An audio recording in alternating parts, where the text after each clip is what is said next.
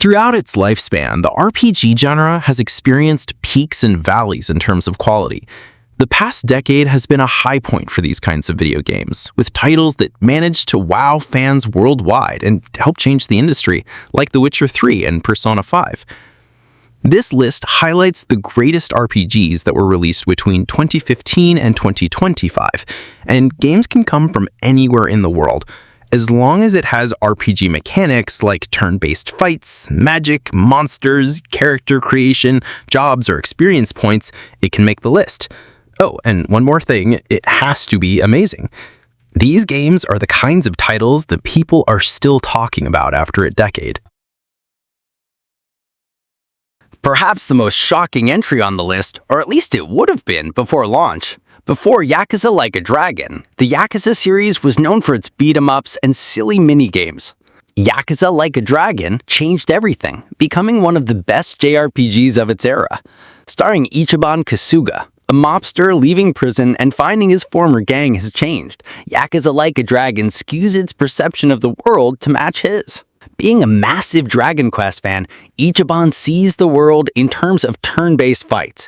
This leads to a wacky adventure where regular jobs are treated as character classes, weird residents looking for a fight become standard JRPG encounters, and to quest to straighten out the local Yaki becomes an epic quest to match Frodo's journey. Yakuza Like a Dragon is completely unlike anything RPG fans have experienced, especially in a mainstream title, and it's not to be missed. The growth of the Witcher franchise can easily be pinned on The Witcher 3 Wild Hunt. It was such an incredible game that it put CD Projekt Red on the map and paved the way for Netflix's wildly successful The Witcher TV show. Even though it was the third entry in the franchise, it served as a jumping-on point for many gamers. Wild Hunt throws the player in at the deep end, with the realm at war and the apocalypse drawing ever nearer. This doesn't mean Geralt can shirk his duties as a Witcher, with the world that's crammed full of minigames to complete, all wrapped around an incredible main story. This is to say nothing of The Witcher 3's amazing side quests, which have some of the best stories in gaming history. A few games attempted to emulate the gameplay style of Baldur's Gate 2, but only one managed to exceed it, which is no small boost. Pathfinder: Wrath of the Righteous provides one of the most epic RPG experiences of all time, with a fantasy campaign that starts out with the player scrambling to survive in a city overrun by demons, which leads to the protagonist forming a crusade to wipe out the fiends once and for all. The sheer number of character creation and progression options in Pathfinder: Wrath of the Righteous is staggering, to the point where it's easy to get stuck within the opening minutes of the game and waste hours perfectly tuning the protagonists. Once they've finally crafted their hero or villain, they're ready to embark on one of the best fantasy stories in modern RPG history. It's a shame it took Dragon Quest so long to catch on in the West. The series has some of the best JRPGs ever made, but for years, they were overlooked in favor of the flashier Final Fantasy games. Dragon Quest XI, Echoes of an Elusive Age, really showed off how good the series can be and has one of the best stories in a modern JRPG. This title delivers an epic adventure split across smaller story arcs with a gameplay loop that works perfectly in short bursts. Of course, it's going to take a lot of those bursts to see everything. Dragon Quest XI is a huge game, packed with unlockables, tough enemies, and plenty of secrets for players chasing the best possible ending. The older From Software games had grand visuals that hinted at a great world beyond the horizon, but they didn't actually have much scope for exploration. That all changed with Elden Ring, with a game that took the Dark Souls formula and stuck it in a massive open world, one jam-packed with enemies that are looking to stomp on the player. The sheer size of Elden Ring's world cannot be overstated, with few settings offering as much content to engage with. There's also the customary brutal From Software bosses to contend with, but unlike in the other games, if an enemy is giving the player trouble, they can always mount their horse and head another direction in search of adventure. That way, they're not stuck bashing their head against a brick wall thanks to one boss that just won't go down. The original Final Fantasy VII Remake could have made this list were it not for the fact that its sequel eclipsed it in every way. Final Fantasy VII Rebirth finally left the city of Midgar behind and gave the Avalanche crew a massive world to explore, one with far more side quests and tons of fun mini-games to experience. Sure, the story of Final Fantasy VII Rebirth didn't exactly end on a satisfactory note, but that's because it's building up to a third game.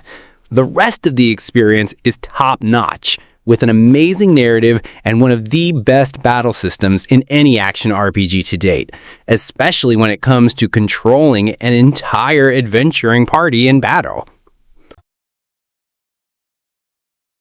The RPG genre had been around for decades when Undertale launched, giving plenty of tropes and established concepts to be torn down. Undertale deconstructs RPGs completely, right down to the act of murdering monsters for experience points and cash, while exploring the more niche aspects of fan interest, such as hiding content in the game's files. Undertale is an unforgettable experience. Few games are as funny and witty, with dialogue that's wrapped by arguably the best soundtrack in video game history. Even a decade later, fans are still obsessed with this game, with its quasi-sequel Deltarune eliciting the same level of devotion from players. Undertale deconstructed RPGs, but Persona 5 refined them. The older Persona games introduced the scheduled and dungeon hybrid, while Persona 5 tied it to an amazing story about corruption in society, one so engaging that it pushed the player forward, making it hard to put it down. Persona 5 Royal updated nearly every aspect of the game, while adding an extra section to the end of the story that gave players a new foe to overcome. This new content complemented the incredible aesthetics, pace, and raucous soundtrack of the original game. Persona 5 set a new standard for Persona and Shin Megami Tensei in general, which might be why Persona 6 is taking so long, as it has a massive shadow to escape from.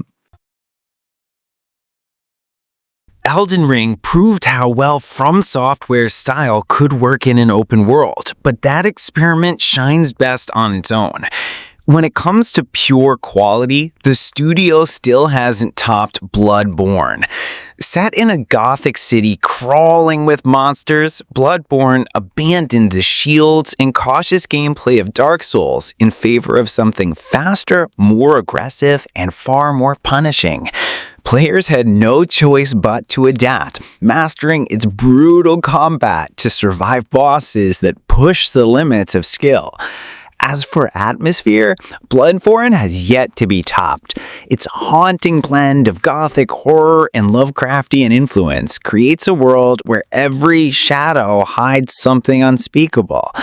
The sense that every struggle could be meaningless only deepens the sense of dread, yet players always come back for more. The Baldur's Gate name was unnecessary for Baldur's Gate 3, as it could very easily have been a game set in any Dungeons & Dragons city.